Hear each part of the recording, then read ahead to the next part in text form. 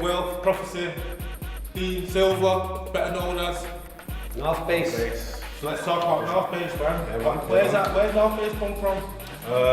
Basically, well, he's kind of came up one day and he says like, oh, let's make this tune. And I was like, oh, right, okay, I can Which come tune over. was it? It was Turn You On, that was our first song, and then kind of just went from there really.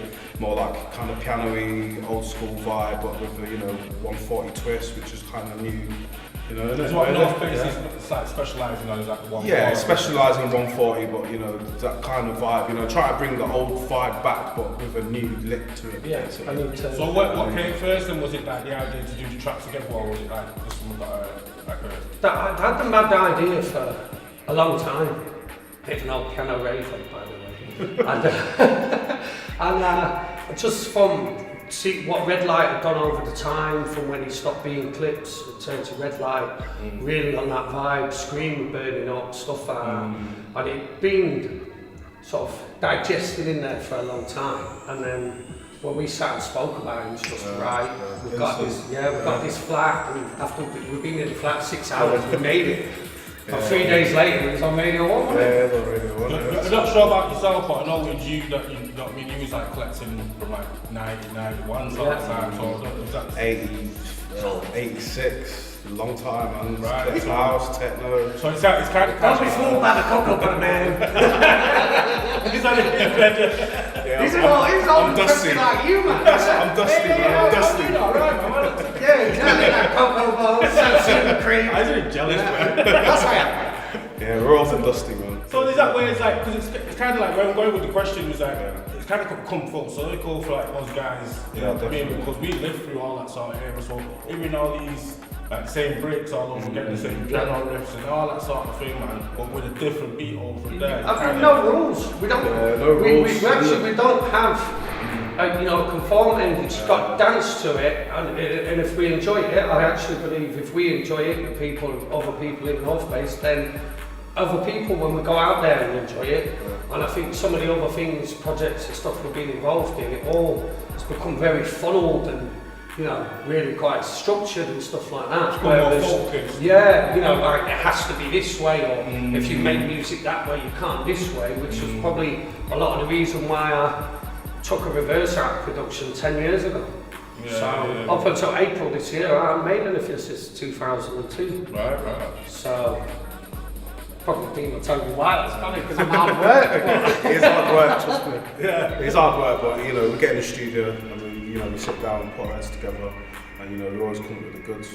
So tell us a bit about the process of you two guys and working in the studio. Well, we use Logic. Do you go through like loads of old tunes, or just trying to find something? No, it just comes about. It just comes about, yeah. Like we'll hear something and we'll think, wow, that's good, and then let's try and do something with that. And then, next minute it's turned into a monster. We don't sample, honestly. Have you played it all? Honestly, look at the piano. But yeah, we try and do like what we can. And I don't know, I just feel like musically wise, like the scene's kind of, bass music, orientated music, bass music is kind of a bit weird, all the bass lines and everyone's forgot about all the good vibes and the pianos and positive, you know what I mean? Everyone's like, and now it's just like noise and don't get me wrong, I like some of it. I'm not gonna say I don't like some of it, but then we're a bit more sing-along, shiny happy people. A bit more happy, put smiles on faces. A rave scene, instead of everyone going like that to a tune, I was like that, This is what I mean, it's like attitude, this is sick. But because tell the truth, like the club's like 90, 91, 92, and that's what it was all about, you know what I mean? Just to see people there all buzzing off each other. Yeah, that's it. You know what I mean? Sit there for hours talking to some guy that you've never even seen the rest of your life. What's your name, where you from, what you had? That was the shit. Very good chips, by the way.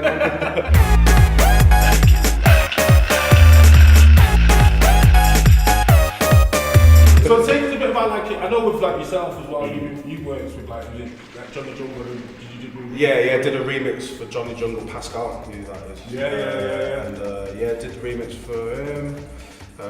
What's the people? What's that thing that you're on the radio, the Johnny L thing that Johnny L, about 14 years ago. Remix for Johnny L. What was it? Yeah, hurt yourself. Right, yeah. I did a remix for that. I suppose finding some of that was for me, because I'd lost all the masters and everything we had from New Vibe and all labels, and I come across that at Christmas, and I think it was just like, well, there's, you know, stuff from him, XTC, Sonic. Well, this was December just gone, but that tune was probably what, 2099? 2009. Yeah. Do you know what I mean? And actually going, oh, you know what, there is loads of talent here, and can we bring it together in a thing that's just not too clicky, it's not too... So let's expand on that with like Northbase itself. Is Northbase going to incorporate a lot more Manchester artists? Well, already we have like Sonic's on board making music for us. Phil that I started Phil, Prophecy with, that's so Phil's on board. And then we have Steve as well, who's Erotics, IKB. Even, well, I'm going to throw you in there. Sapo's done a few things, but that's under an alias, but that not as Northbase, but who knows. We've done this, the first single that comes out next week, I was doing a thing spitting over it.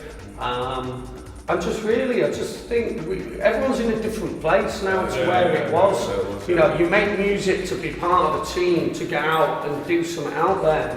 Rather in the past, it was all, you know, a lot more, you made music because music made you money rather than going and performing. Music's more of a platform now rather than, it's more of a marketing tool now rather than an actual commodity. You know? If you look at Chasing Status or some of those acts there, you know, guest vocalists, I mean, Chasing Status are unbelievable, but guest vocalists, all the different bits, give it that extra twist, which is what makes it unique, and therefore... And then the live shows themselves, brought an added twist to that, what people weren't expecting anyway. Hopefully we'll be going live. Yeah, I was going to say, definitely. The finger was pointed there. We definitely want to take it live, like hopefully next year. Now we've got signed to a new state, so like, definitely want to take it live. Just, you know, make it more of a show than just like, you know, stuff behind parents and just DJing, you know. Well, let's talk a bit about the, you know, what you actually want to incorporate the actual gigs and what you actually do use now. So what are you actually using now? Is there anything like, you know, you just CDJs and just next time. Good host at the moment. We've got MC Longman's our MC for Northbase, and he's a part of the family now. And, he's been around us for years, since Metropolis started, and we've been from a long time. Dusty. I'm going to clean it down here. So what do you want to incorporate in the shows when you got things like proper buzzing and... I just think when we go out and play, I think we obviously play probably 50% of our stuff, and then we incorporate things that just really, you know, dubstep, bit of this, anything from T to Red Light. Well, is it like when you do go into certain clubs? I mean, do people know what to expect now? So I'm talking, I suppose, like when you first started playing the 140s, was it hard to incorporate, or was people kind of standoffish? Like, I just more like suffering folks.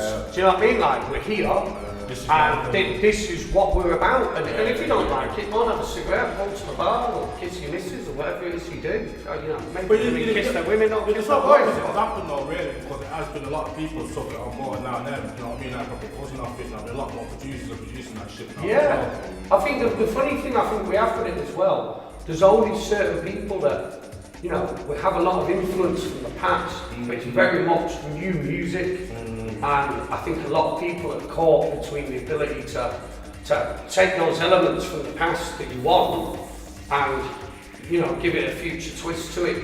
Some people are almost just making jungle and making rave music, and we're definitely not that. That's why we coined the phrase 140 really, because even though half our music is made at 140, 138, 128 was this one. But you know, it just, the only rule is, it's, you know, nothing's really gone past 146, is it really? And we're not coming below 128. Have you found now that production now, because I know, like from like the early days, I'll say like 2005, and that you was a jungle producer, you were a jungle producer for drum bass. Now you can do right across the board and use that same name. Yeah. Are you finding that it's a lot more open now? Yeah, and I think we have the ability and the skills as producers, and certainly the lads as engineers, to, you know, we can go in and make something that's a lot more jacking and 4/4. We can go and make something that's more, you know, up tempo. I mean, we could do drum and bass if we want. Who says we won't? But just, you know, that ability to actually have the skill and the production level to produce that quality is there, and I think the marketplace is more open. you know, and people are susceptible to it, rather than being, you know, well, you must be that, and you must be this, you know, how small-minded, and that's where a lot of different scenes have sort of imploded, because you can only be one thing, and, you know, like, we all know hip-hop. You know, my God, I like Elvis Presley, or like, you know, and why shouldn't we? If as soon as we start saying what we can't do, then obviously we're pigeonholing ourselves. You know, we can do anything, it's what we're choosing to do at the time.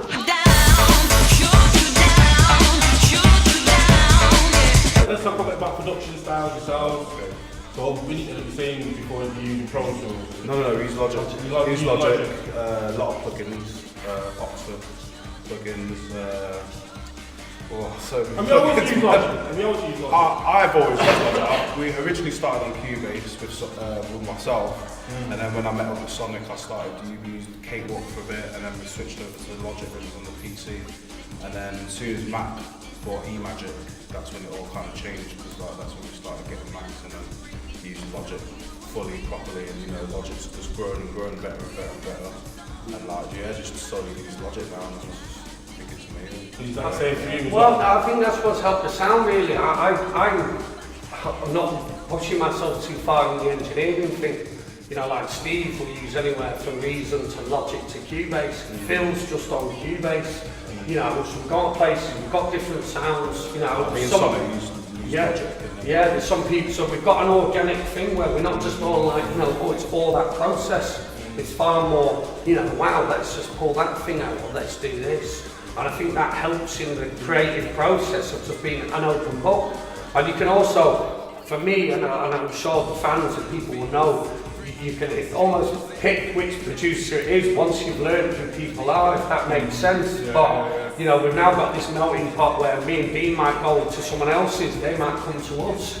You know, well, I forgot this, but I've got that. That's the game's just right open for you. Yeah. You know, like we said before, you know, this shit wouldn't happen like 10 years, 15 years ago. There's no way. Almost 15 years ago, I've got an EMU. And you've got an Akai, but you've only got the low pass filter and the effects. You've got a Yamaha, so we'll plug this with that, and you know, and the big people who do that are still people like Aphex Twin. They're not. And that's why continually the sound can change, and it's not, you know, again, it's about conformity. We don't really conform, you know. We've had this conversation, especially with Aphrodite there, and he knows his shit like. You know, of course, And he was saying the question was basically the difference between digital and analog. You know what I mean? Because you know when you know yourself, the analog just kills it every time. Yeah, I think with analog it's just a warmth. But then the crispness that you can get from digital is different things, so it's just working about. Going back now when it's more analog side. A lot of people are using hardware. But yeah, that's a mutation because so many people are sat in this, you know, God bless them, you've got a lot of kids who are going to music colleges and music trainings inside. Here's 30 of us, we all have reason. You all work this way, and the beauty of music is, you know, I'm Jimi Hendrix, I play the guitar this way, that's why it will sound different, and you'll do it this way. As soon as it all becomes too conformed, where's the individuality? Well, that's what's the trouble with drum and bass as well, because it became, you know what I mean, it just became not drum and bass no more, you know, and everything's like such at a level now. You don't know what the fuck to listen to, you know, it's just so high tempo, you know what I mean, every well, the conformity as well, you know, I'm with this label, therefore I only really make music like this. Surely you make a beat, but get something banging out. I think that you can see with some producers, it's too formulaic.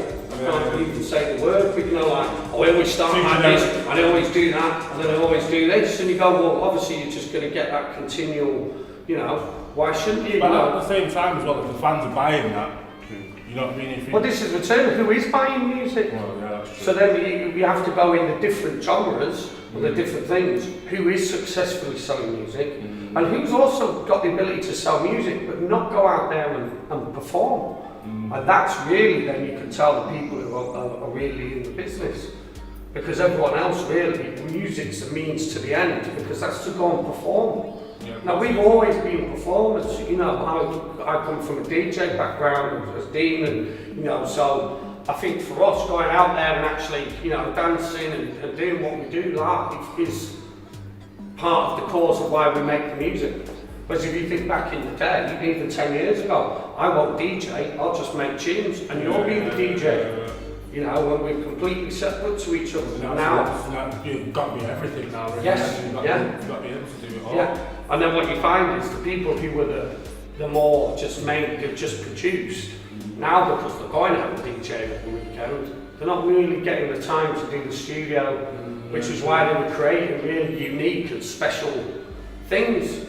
Because that's why we had a world of just DJs, and then you had this thing of producers. Is that another reason why you both of you guys are working on the radio as well, so that's like another platform for you guys? I think the radio is just to more or less to push what we're doing, really. And it's another access to a marketplace. And again, I think it's a sign of Manchester, and there's a thing that, you know, it'd be easy not to be involved.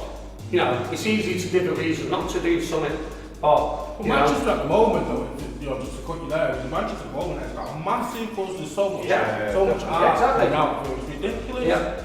I've not seen this buzz on Manchester since back in like 2000, where you had Future Cops, Marcus, ST Files, XTC, Sapo, these boys, me and Phil were on it, Erotics, you know, people were pumping tunes. Why do you think that is now? Why is it? Well, I think little thing, you know, and there's a whole load of other artists that I haven't managed to say there within that, so without, you know, people who are pushing forward. And I think now it's not because music, you either give it away for free now, or you sell it. If you sell it, you only play it for so long before it's out there. Whereas look at New Vibe and things like that, it's just, you know, they've got 60 tunes sat there that still never came out. They're just dub plates, so it was a whole different procedure in putting music out, because we weren't manufacturing vinyl now. You know, that puts 8 weeks on a release, going and mastering and just doing that. We can do a tune now, and we can have it in the marketplace in what, 14 days, 7 days?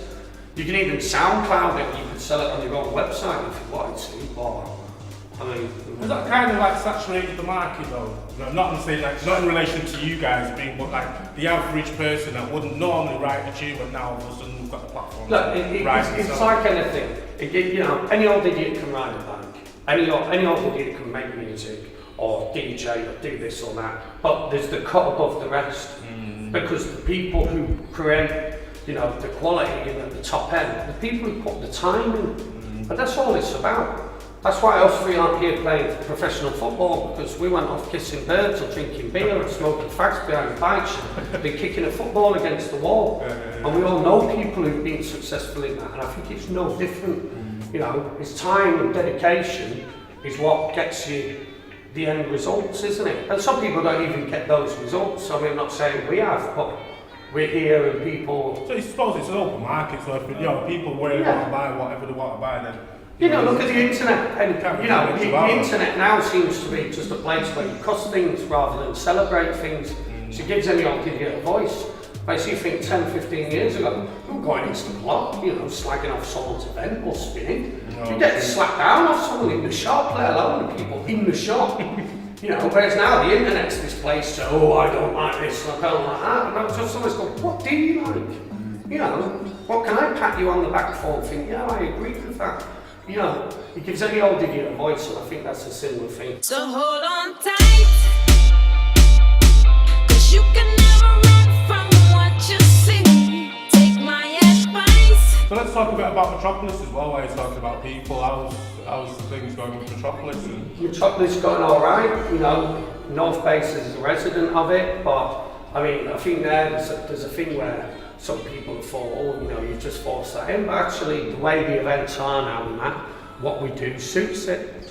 We can play after drum and bass, we can play before house, we can play after this, you know, we're versatile, and because our style is open to that, I look at the events as being what we wanted to do 20 years ago. You know, first time we went Kinetic, the smallest name on the Flyers Fenback. The headliner was Cal Cox and Jumping Jack Frost, and I think we spoke about that a bit in the other shows. I think, you know, people are on that sort of thing again. Right, that's good to hear. So let's bring it to the future now with Northbase and well, I know you've got the tracks out there with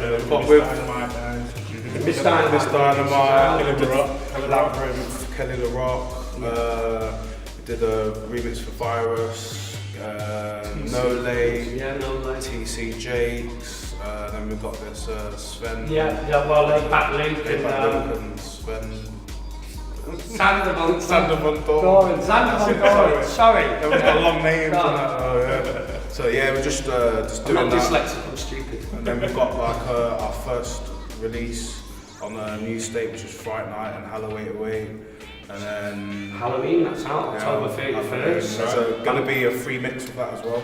Yeah. So look out for that. And, exclusives. And then Tell people where they can hook that up. Beatport, track it down, Juno, iTunes. It goes on Beatport exclusive for 4 weeks. 4 weeks. And then it'll be all on iTunes and stuff like that. Obviously, the Dynamite and Kelly have got things on iTunes. Can people reach you on like your Facebook or anything like that? Yeah, it's on Facebook, Northbase. Yeah. Yeah, I don't know the actual code on that at the end of the Yeah, Northbase. And we have a Northbase UK Twitter. Yeah. And then eventually I'm sure we'll have a website and stuff like that. But I think that's as well, you know, we access, you know, our fans, and we see it growing every day. And the day that we don't see people add to it, it's the day I think something's wrong. You know, we'll go to somewhere, we'll play, and then you look at the demographic, and 10 or 20 or however many people add that day, and you go, we've done something there. Then people have gone home. There's sort of people that play for. They bother to remember our name, which means we've done something. But if they bother to click on us, then, you know, some pretty woman or a football team or whatever it is, that's why we do it, I think. We do it because we love it, and then it's even better that then people love it and support it as well. Appreciate that, man, without doubt. Yeah.